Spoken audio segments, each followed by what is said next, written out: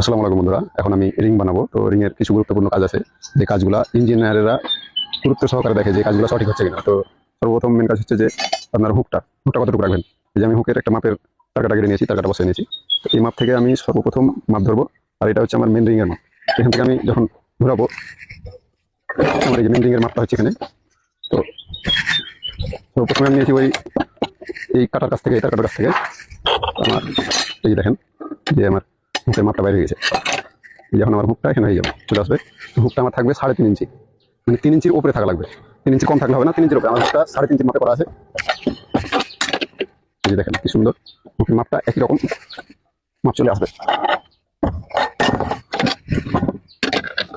এই দেখেন হুকের যে হাইটটা, দুইটার হাইট একই রকম আছে, মানে সমান। আমি রিংয়ের যে রডটা আছে এটা কাটবো, তখন একই মাপে কাটা লাগবে আমাকে, অ্যাকুরেট অ্যাকুরেট মাপে কাটার পর এই যে আমি যে মাপের একটা তার কাটা আছে, এখানে তার কাটা কেটে দেবো। আর মেন রিংয়ের যে মাপটা আছে এটাতে, এখান থেকে আমি রিংটা বানাবো। আর এটা হচ্ছে আমার হুকের মাপ। আমি মেন রিংয়ের চাইতে যে মাপটা হয় তার চাইতে 2 ইঞ্চি যদি বড় নিই, 2 ইঞ্চি 2 ইঞ্চি 4 ইঞ্চি যদি বড় নিই, তাহলে আমার এখানকার যে হুকটা আছে, হুকটা আমার 3.5 ইঞ্চি থাকবে। 3 ইঞ্চির উপরেই থাকবে। 3 ইঞ্চি 3.5 ইঞ্চি থাকছে এখন। তো 3 ইঞ্চি মেন 3 ইঞ্চি বলে ইঞ্জিনিয়াররা, যে 3 ইঞ্চি যেন থাকবে বাইরে বাইরে।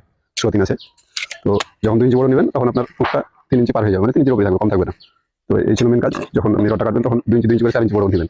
মেন মাপের চাইতে 4 ইঞ্চি বড় নেবেন, তাহলে অবশ্যই আপনার হুকটা সমান থাকবে। আর সমান করার জন্য আপনি অ্যাকুরেট ভাবে রডটা কাটবেন। আর যে মাপটা আছে, এই মাপটা থেকে একইভাবে প্রত্যেকটা একই রকম ভাবে রিংটা বানাবেন। অবশ্যই আপনার রিং সুন্দর হবে, এরকম সুন্দর হবে।